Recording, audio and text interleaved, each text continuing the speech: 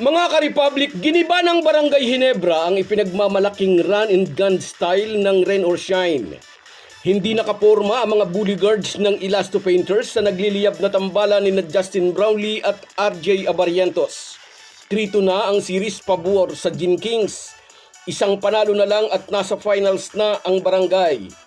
Pero ang tanong ng madlang people, maisasara na kaya ng mga mag-aalak ang serye sa linggo? O may mailalabas pa bang sorpresa siyang Giao para makahirit ng Game 7? Pag-uusapan po natin yan, pero bago ang lahat ay maglalambing po ako sa inyo na isubscribe ninyo itong ating channel at kung di masyadong makakaabala ay i-like at paki-share na rin ninyo. Malaking bagay po yan sa aming mga vlogger. Maraming salamat. Mga ka-Republic, kung si Coach Tim Cone ang tatanungin, ayaw na niyang umabot pa sa Game 7 ang laban. Gusto na niyang maisara ang best of 7 semifinal series sa linggo. That is easier said than done, sabi ng Ginebra coach. Nanggaling na raw sila sa ganong senaryo, lamang sila ng 3-2 sa series, napatalsik pa sila ng SMB sa semifinals at nantok and text sa finals. Kaya wala pa raw mangyayaring selebrasyon sa dugout. Oo nga raw, nanalo sila sa Game 5 ngunit hindi pa tapos ang series. Kailangan munang pataubin ulit nila ang Rain or Shine sa linggo. Bago ang Game 5, sa social media ay nambubuli na ang mga talangkang keyboard warriors. Sabi nila, matanda na si Justin Brownlee nyo, na-check na si Abarientos nyo. Pero kagabi, ang dalawang ito ang nanguna sa atake ng Ginebra laban sa Rain or Shine. Kahapon ay sinabi natin sa ating video content, gagawa ng adjustment si Coach Tim Cone para itago sa mga hard screen si RJ Abarientos. At nakita nga natin ito sa aktual na laro. Hard screen ang ibinibigay ni Justin Brownlee at Troy Rosario sa ibabaw na humarang sa mga guards na binubuli ang Ginebra point guard. Ang resulta, malutong na 31 points production kumpara sa 8-point production niya noong Game 4. Natsambahan din natin nang sabihin kung maaaring sina Scottie Thompson at Stephen Holt ang magtatawid ng bola.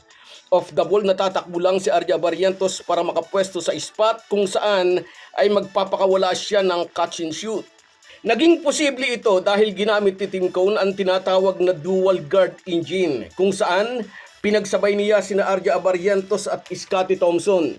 Si Scottie Thompson ang naging primary ball handler kaya naging malaya si Abarientos na magkubli sa matigas na screen ng mga kakampi sa ibabaw. At bandang huli nang ma-foul trouble si Scottie Thompson, naging malaki ang role ni Nards Pinto sa point guard position. Tulad ng nauna na nating sinabi kahapon sa ating previous video content, may kanyang galing si Pinto at may sapat na pangangatawan para tapatan ang mga bully guards ng ROS. Although si RJ Abarientos ang napiling player of the game, di maitatangging minsan pa ay si Justin Brownlee ang X-factor sa Game 5. Kapag krusyal ang laban, kapag nasa boiling point ang series, asahan natin na lulutang at lulutang ang husay ng Ginebra resident import. Pinangunahan niya ang opensa ng Ginebra sa pamamagitan ng kanyang 32 big points, kung saan 21 points dito ay ibinuhos agad niya sa first half upang maidikta ng Gin Kings ang tempo ng laro. Si JB rin ang naging responsable para maagang malagay sa foul trouble si Kaylan Chongson. Dahil dito'y nagrereklamo si Kaylan Chongson, obvious daw na binibigyan siya ng mga referee ng maagang tawag upang mabawasan ang bumabantay kay Brownlee. Ito ang problema sa mga batang player. Mahuhusay nga pero karamihan ay iyakin, tulad ng mga buzzers. Naghahanap ng scapegoat kapag natatalo. Walang ipinag-iba sa mga Ginebra haters na iyon din ang laging ikinukuda. Pagtalo, talo. Huwag hayaang mapuno ng talangka ang utak. Sabi ng mga observers, ang pagrereklamo raw ni Kaylan Chongson ay kasama sa tinatawag na working the referee para daw mag-alanganing pumito ang mga ito sa susunod na laban. Asahan na lalong magiging pisikal si Kaylan Chongson kay Brownlee sa Game 6. Buhay at kamatayan na ng Rain or Shine ang nakataya. Ang ipinagtataka lang natin, willing magbigay ng malagkit na depensa, bakit iyakin pag napipituhan ng foul? Bakit mga referee ang sinisisi? Hindi ba alam ni Chongson na sadyang matalinong positioning ang isa sa mga armas ng Ginebra import? Dahil umabot na nga sa boiling point ang intensity ng tapatang Ginebra ROS, ang prediction natin ay ang posibleng pagkakaroon ng away sa Game 5. Nangyari nga ito pero sa kabutihang palad, hindi naging pisikal na away.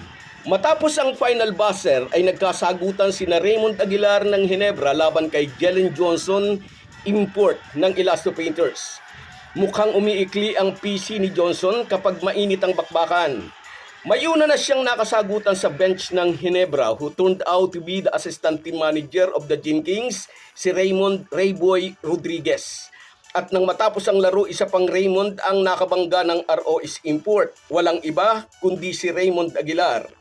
Hindi ito magandang senyales para kay Coach Yang Yao at sa buong kupunan ng Rain or Shine. Kapag muling uminit ang ulo ni Johnson sa Game 6 sa trash talk ni Raymond Aguilar kahit nasa bench lang ito, goodbye na sa makulay na pangarap ng magpipintura. Tuluyan na silang itutumba ng Ginebra. Isang former PBA player po ang nagsabi gusto raw niyang manalo ang Elasto Painters at mag-champion. Kasi raw delikadong umalis na sa PBA ang ROS kundi magcha-champion sa conference na ito. Ito lang po ang ating masasabi. Walang pipigil sa Rain or Shine na umalis sa PBA. Magsusurvive ang liga kahit wala sila. So guys, yan lang muna. Hanggang sa muli. Kung wala po kayong mga viewers namin ay walang magtatagumpay na vlogger. Kaya salamat po sa inyong panunood. Shoutout sa iyo, Almira Maravilla. Yes, panalo raw ang Gin Kings. Congrats. At sa iyo rin, Cecilia Guibara. Masaya tayong lahat. Shoutout sa iyo dyan sa Israel. At sa iyo rin, Edwin Felizardo. Yes, parang do or die yun. At sa iyo rin, Willie Bardahe.